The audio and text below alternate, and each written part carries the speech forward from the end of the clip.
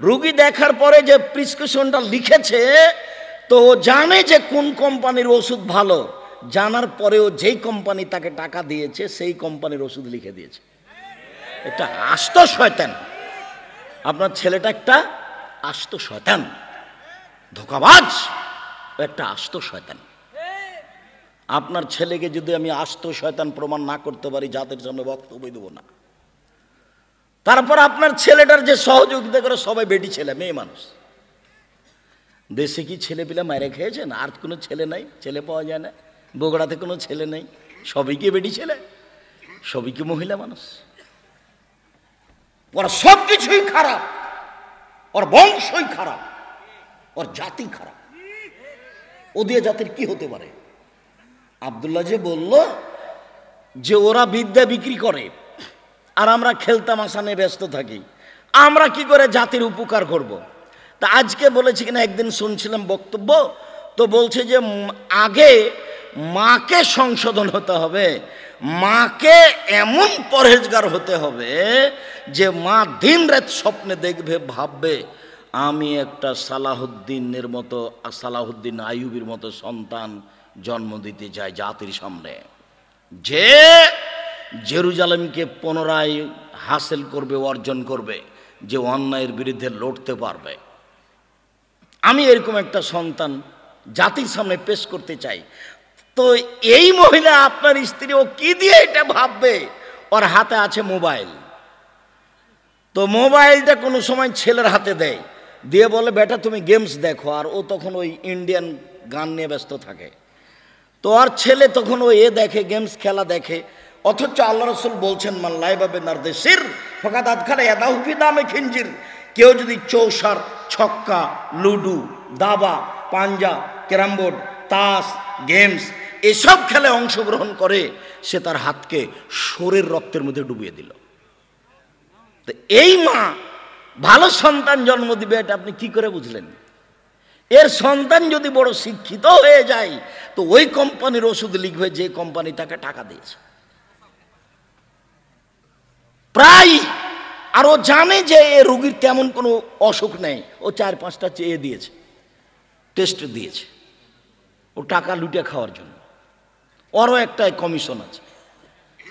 তো এটা কোনো শিক্ষা হলো? এই শিক্ষা বাদ দিতে হবে। ওই শিক্ষা ছেলে মেয়েকে দিতে হবে যেই শিক্ষাতে জাতির উপকার হবে, জাতির ক্ষতি হবে না। আপনার টাকাটাই লস, জবাব আমি দিব। আপনাকে ধরে রাখতে হবে। আদর্শ পরিবারে অনেক কয়েকটা হাদিস আছে, তার এটা সবচেয়ে গুরুত্ব বহন করে। পরিবার একটা আদর্শ করে গড়ে তুলতে হবে। এর ব্যাপারে যত হাদিস আছে উপদেশে, তার সবচেয়ে গুরুত্বপূর্ণ এই হাদিসটাকে সামনে রাখতে হবে। যে জাবের রাদিয়াল্লাহু তাআলা আনহু বলছেন যে আমরা একবার বাহির থেকে আসছিলাম যুদ্ধ করে, তো মদিনার কাছাকাছি, তখন আল্লাহ রাসূল বলেন এই থামো থামো থামো, সবাই এখানে বসো, এখানে আমরা রাতে থাকব, সকালে বাড়িতে যাব। তো আমি জাবের বললাম আল্লাহর নবী, আমি নতুন বিবাহ করেছি, আমাকে বাড়ি যেতে অনুমতি দেন। জাবের একজন সাহাবী, জাবের রাদিয়াল্লাহু তাআলা বললেন যে আমি নতুন বিবাহ করেছি, আমাকে বাড়ি যেতে অনুমতি দেন।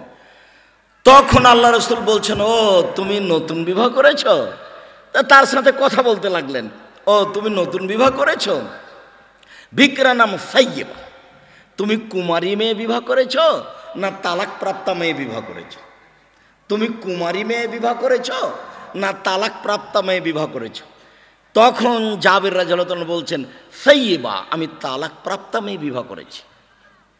এইটুকু বলতে আল্লাহ রাসূল বলছেন হাল্লা বিক্রান্ত লায়বহা তো লায়বকা, তুমি কুমারী মেয়ে কেন বিবাহ করলে না? তুমি তার সাথে খেলতে, ও তোমার সাথে খেলতো। আরে তুমি কুমারী মেয়ে কেন বিবাহ করলে না? তুমি তার সাথে খেলতে, ও তোমার সাথে খেলতো। আরে তুমি কুমারী মেয়ে কেন বিবাহ করলে না? তুমি তার সাথে খেলতে, ও তোমার সাথে খেলতো। আল্লাহর নবী কিন্তু 13 জন স্ত্রীর মাত্র একজন কুমারী, সবেরই 2-3 বার করে আগে বিবাহ হয়েছে।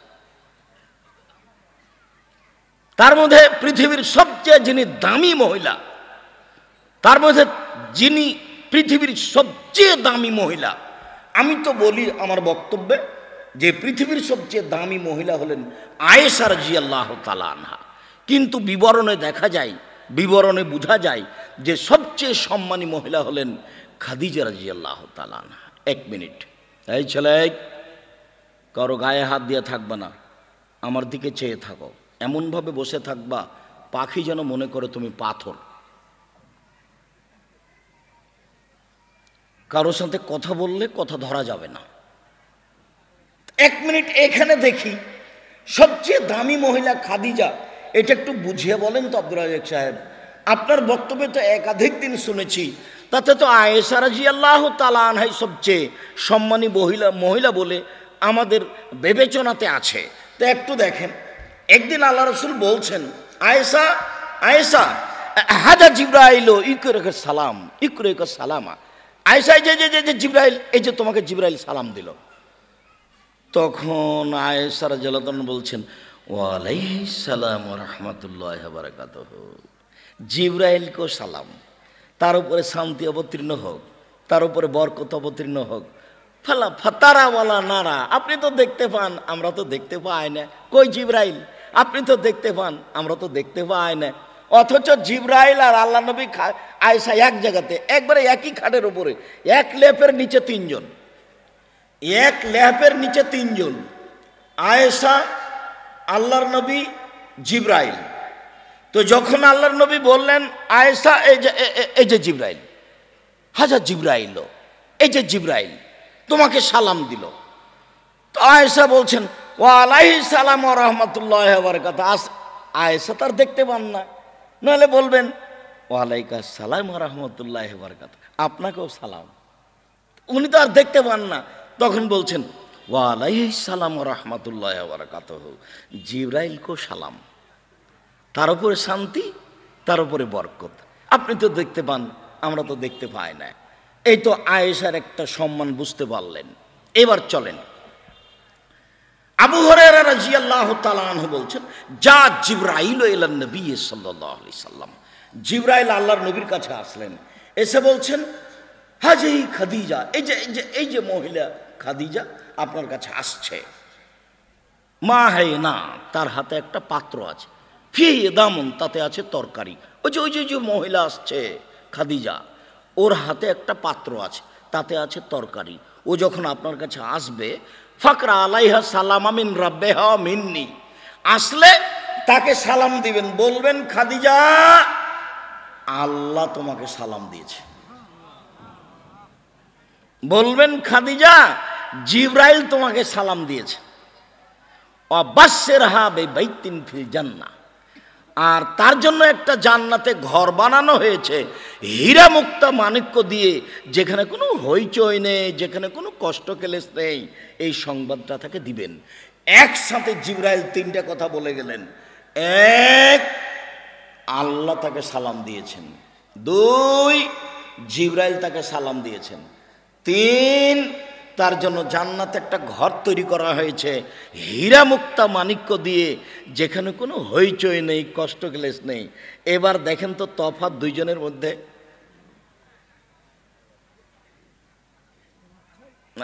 আয়েশাকে শুধু সালাম দিলেন জিবরাইল, সেখানে কি আল্লাহর সালামের কথা আছে? সেখানে কি জান্নাতে একটা ঘর বানানো হয়েছে আয়েশা রাদিয়াল্লাহু, এটা আছে? এটা নেই। তাহলে খাদিজা কত উপরে। তো খাদিজা রাদিয়াল্লাহু তাআলা আনহার বিবাহ হয়েছিল মুহাম্মদ সাল্লাল্লাহু আলাইহি সাল্লামের সাথে বিবাহ হওয়ার আগে 2 বার। তাহলে মুহাম্মদ সাল্লাল্লাহু আলাইহি সাল্লাম কত নম্বর স্বামী? 3 নম্বর। 2 নম্বর বলছেন কেন? আগে কয়বার হয়েছে? 2 বার। মুহাম্মদ সাল্লাল্লাহু আলাইহি সাল্লাম কত নম্বর স্বামী? 3 নম্বর। মুহাম্মদ সাল্লাল্লাহু আলাইহি সাল্লাম জাবেরকে বলছেন, আরে তুমি কেন কুমারী মেয়ে বিবাহ করলে না? তুমি তার সাথে খেলতে, ও তোমার সাথে খেলতো। কিন্তু আল্লাহর নবীর 13 জন স্ত্রীর মধ্যে শুধুমাত্র 1 জন কুমারী, বাকি সবারই 2 বার 3 বার করে বিবাহ হয়েছে। উপস্থিত বৈঠকের মুসলিম বোন, আপনার হইচই দেখে একটা কথা মনে পড়লো। আপনাকে যে আমি বারবার বলছি আপনি চুপ থাকেন, যারা গেছে তারা তো ভাগ্য নিয়ে গেছে, তো গেছেই। পশু প্রাণীর মতো আসা, পশু প্রাণীর মতো যাওয়া। এই ছেলে, তোমার বোন চলে গেছে তাই না? তোমার মা এসেছিল, চলে গেছে। বোকামির পরিচয় দিতে এসেছিল, বোকার পরিচয় দিয়ে চলে গেছে। উপস্থিত বৈঠকের মুসলিম বোন, 1 মিনিট আপনার সাথে কথাটা বলে নিয়ে আপনাকে লক্ষ্য করেই এই হাদিস পেশ করছি। আগে আপনার একটা লজ্জাবোধের কথা বলি। আপনি একজন মহিলা মানুষ, আপনার একটু লজ্জা থাকা দরকার। লজ্জা খুব দামি জিনিস। লজ্জা নেই যার, ঈমান নেই তার। ঈমান নেই যার, লজ্জা নেই তার। লজ্জা নেই যার, ঈমান নেই তার। ঈমান নেই যার, লজ্জা নেই তার। আল্লাহ রাসূল বলছেন, আল হায়াউল ঈমান কারনাউ জামিয়া। লজ্জা এবং ঈমান একসাথে এভাবে জমা ধরে আছে। লজ্জা এবং ঈমান একসাথে এভাবে জমা ধরে আছে। এই যা রফে আহাদম আর রফে লাফারও, একটা উঠে গেলে আর একটা চলে যাবে। এই যা রফে আহাদম আর রফে লাখার, একটা উঠে গেলে আর একটা চলে যাবে। তা আপনি যে একজন মহিলা মানুষ, আপনার যে একটু লজ্জা থাকা দরকার, সেটা আপনি গ্রহণ করেন না কেন, একটু ভাবেন না কেন? দেখেন তো, 1 মিনিট আপনাকে লজ্জা দেখাই। আয়েশা রাদিয়াল্লাহু তাআলা আনহা বলেন, আমার ঘরে হলো আমার স্বামীর কবর। মুহাম্মদ সাল্লাল্লাহু আলাইহি সাল্লামের কবর হলো আয়েশার ঘরে। তখন তিনি বলছেন, আমি কাপড় মাথায় না দিয়ে এমনিতেই আসি। কেন? এটা আমার স্বামীর কবর। কয়দিন পরে এখানে কবর হলো আমার পিতার। আমি এমনিতে আসি, মাথায় কাপড় দিই না। কেন? এটা আমার স্বামীর কবর, এটা আমার বাপের কবর। আমি অত হিসাব করি না। কয়দিন পরে এখানে হলো ওমর রাদিয়াল্লাহু তাআলা আনহুর কবর। তখন আর আমি মাথায় কাপড় না দিয়ে যাই না। আমি একবারে মাথায় কাপড় দিয়ে আঁটো সাঁটো হয়ে নিজেকে গুছিয়ে নিয়ে যাই। কেন? এখানে একজন বেগানা পুরুষের কবর আছে, আমি তার কবরকে লজ্জা করি।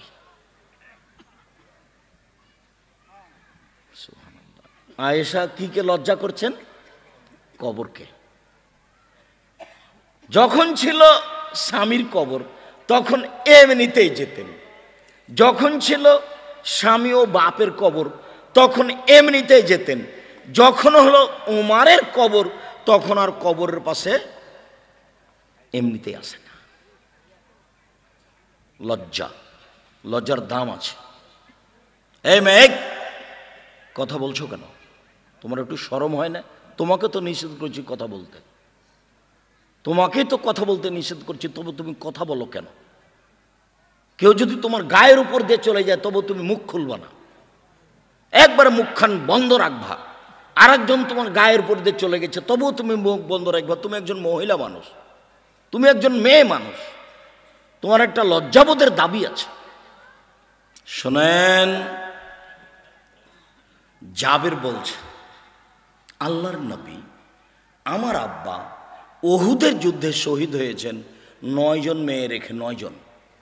আমার আব্বা উহুদের যুদ্ধে শহীদ হয়েছেন 9 জন মেয়ে রেখে। ওয়াকরাহ আন উজাব্বিজা মিসলাহা ও মিসলাহন না। আমি এটা অপছন্দ করলাম যে আমার বোনদের সমবয়সের মেয়েকে আমি বিবাহ করি। আমি আমার বোনদের সমবয়সের মেয়েকে বিবাহ করিনি 4টা কারণে। আল্লাহর নবী, আমি আমার বোনদের সমবয়সের মেয়েকে বিবাহ করিনি 4টা কারণে। 1, লেতুয়াল্লেমা হন না, আমার বউ যেন আমার বোনদেরকে শিখিয়ে দিতে পারে, ছেলে মেয়েকে মায়ে শিখিয়ে দিবে। 2, বলে তুয়াদ্দেবা হন না, আমার স্ত্রী যেন আমার বোনদেরকে শিষ্টাচার শিখাতে পারে। তোমার মা শিষ্টাচার কি জিনিস সেটাই জানে না।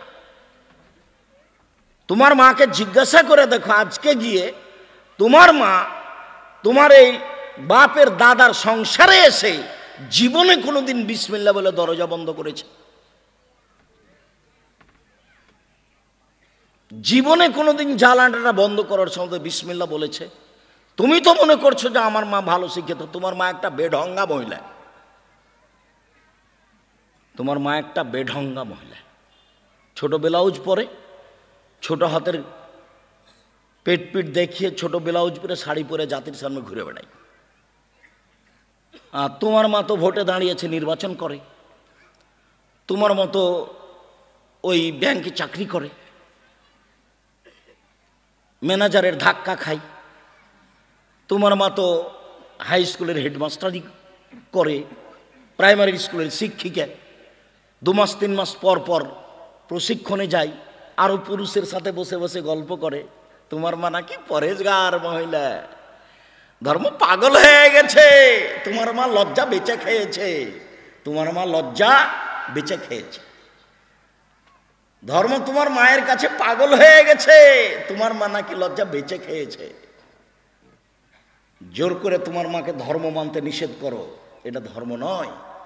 ঈমান যত বেশি হবে পাপ তত কম হবে, ঈমান যত কম হবে পাপ তত বেশি হবে। তোমার মা বোরখা পরে থাকে এ কথাই ঠিক, তোমার মা 5 ওয়াক্ত নামাজ পড়ে এ কথাই ঠিক, তোমার মা প্রেমের গল্প করে এ কথাও ঠিক। তোমার মা লজ্জা বেঁচে খেয়েছে। এটা ধর্ম নয়, এটা ইসলাম নয়, এটা শিষ্টাচার নয়। প্রায় মানুষের হাতে, যত মানুষের হাতে বড় মোবাইল আছে, 1999 জন পুরুষ নারী এই মোবাইলে জেনা করে।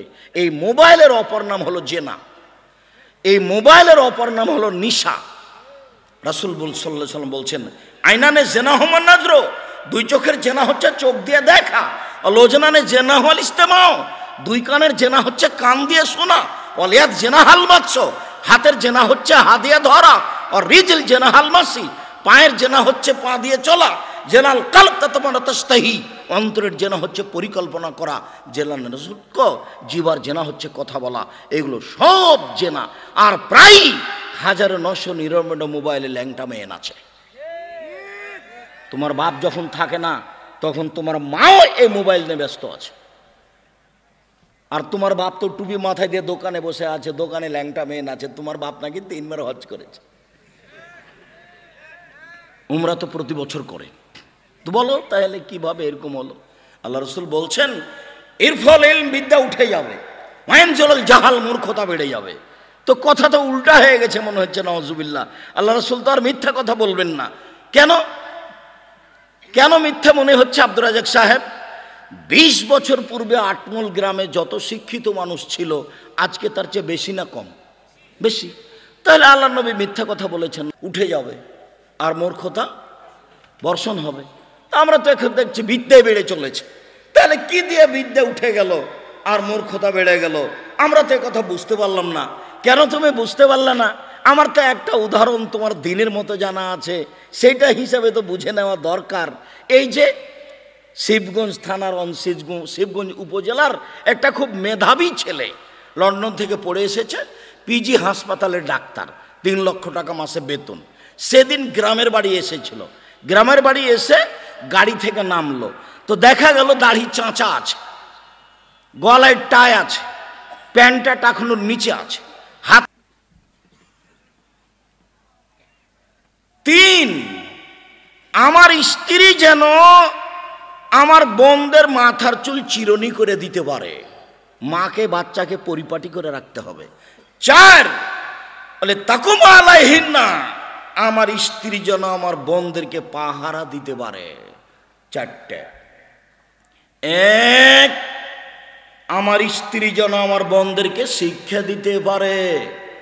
2, আমার স্ত্রী যেন আমার বোনদেরকে শিষ্টাচার শিখাতে পারে।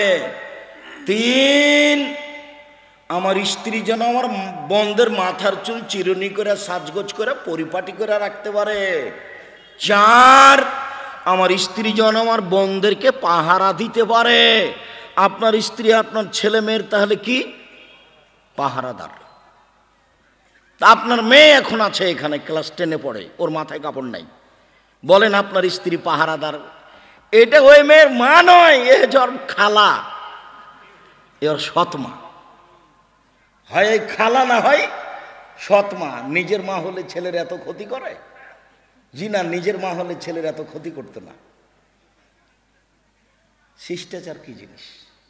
রাসূল সাল্লাল্লাহু আলাইহি সাল্লাম বলছেন, মান ওয়ালাদালাহু ওয়ালাদুন ফালিহিসাদ ইসমাহু আদাবাহু, কারো যদি ছেলে মেয়ে জন্ম নেয় সুন্দর শিখিয়ে দিবে, সুন্দর শিষ্টাচার শিখিয়ে দিবে, সুন্দর বিদ্যা দিবে, সুন্দর শিষ্টাচার শিখিয়ে দিবে। তাহলে সব শিক্ষা একরকম নয়, সব শিষ্টাচার একরকম নয়। সুন্দর একটা নাম রাখবে, তা আপনি আপনার ছেলেটার নাম রেখেছেন লিটন, আপনি বলেন নিজেই যে এটা সুন্দর।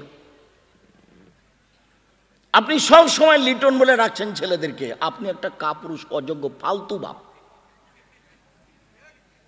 আপনি ওই ছেলের চাচার স্থানে আছেন, আপনি ওই ছেলের সৎবাপের স্থানে আছেন। আপনি কোন সাহসে ছেলেটাকে লিটন বলে ডাকলেন? নামই রাখবেন আল্লাহর গুণবাচক নাম, আব্দুল্লাহ, আব্দুর রহমান, আব্দুর রহিম, আব্দুর রহমান, আব্দুর রাজাক, আব্দুল সাত্তার, আব্দুল জাবাল, আব্দুল গানি, আব্দুল হাবিব, এইগুলো আপনার নাম রাখবেন। নইলে নবীদের নাম রাখবেন, ইব্রাহিম রাখবেন, ইসুফ রাখবেন, ইসমাইল রাখবেন, ইসহাক রাখবেন। আপনার ছেলেটার নাম লিটন হলো কি করে? আর মেয়েটার নাম রত্না হলো কি করে? মেয়েটার নাম রত্না। আপনি যদি বাপ হন তাহলে চাচাকে, আপনি যদি নিজ বাপ হন তাহলে সৎ বাপকে। ভুল বুঝিয়েন না, আপনাকে আমি কষ্ট দেওয়ার জন্য দাঁড়াইনি। হয় আপনি ঠিকঠাক গ্রহণ করবেন, আর নইলে আমাকে বলবেন আব্দুর রাজাক সাহেব আপনি বেঠিক কথা বলেছেন, আসসালামু আলাইকুম। 33 বছরে কোনোদিন অপ্রয়োজনীয় কথা বলিনি, 33 বছরে কোনোদিন অপ্রয়োজনীয় কথা বলিনি, 33 বছরে কোনোদিন কেসা কাহিনী বলিনি, 33 বছরে কোনোদিন মানুষের কাছে পথ খরচ পাথেও চাইনি। জাতি আমাকে কোনো জায়গাতে ঠকাবে এরকম কোনো কথা কর্ম আমি এ যাবৎ বলিনি। আর কোনো পরিস্থিতিতে আমাকে মাথা নত করা লাগেনি, আলহামদুলিল্লাহ। সম্মানিত দিনী ভাই বোন,